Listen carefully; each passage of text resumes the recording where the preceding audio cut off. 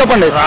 రాబోయేది వైఎస్ఆర్సీపీ కూటమి, బీజేపీ కానీ టీడీపీ కానీ ఏం పీకేదేం లేదు.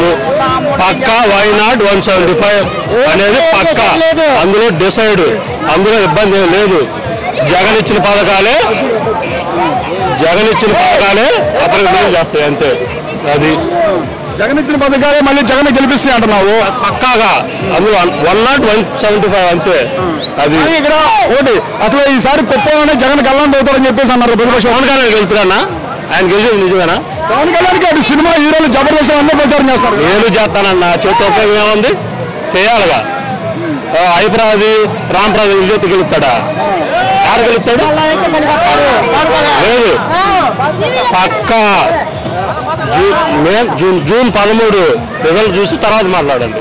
175 అది సింహం సింగిల్ గానే వచ్చింది. 13 రిజల్ట్ చూడడానికి జగన్ ఒంటరిగా వెళ్తున్నాడు చూసి అన్ని పార్టీలు కలిసి వస్తున్నాయి. ఎన్ని పార్టీలు వచ్చినా 100 పార్టీలు వచ్చినా 175 గెలిచేది జగనే, పక్కా జగనే, సీఎం జగన్. అది సీఎం జగన్ కానీ పవన్ కళ్యాణ్ ఎన్ని పెట్టినా ఇది పేదలకి పెత్తందాలు జరిగే యుద్ధం. అది గెలిచేది జగనే, పక్కా జగను, యుద్ధానికి సిద్ధం. కానీ అక్కడ చెల్లెలో జగన్ ఓట్లు అయితే అసలు తెలంగాణలో పార్టీ నిలబడిందా? తెలంగాణలో పార్టీ నిలబడిందా?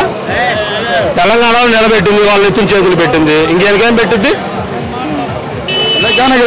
పక్కా జై జగన్ 175 జూన్ 13 చూడండి.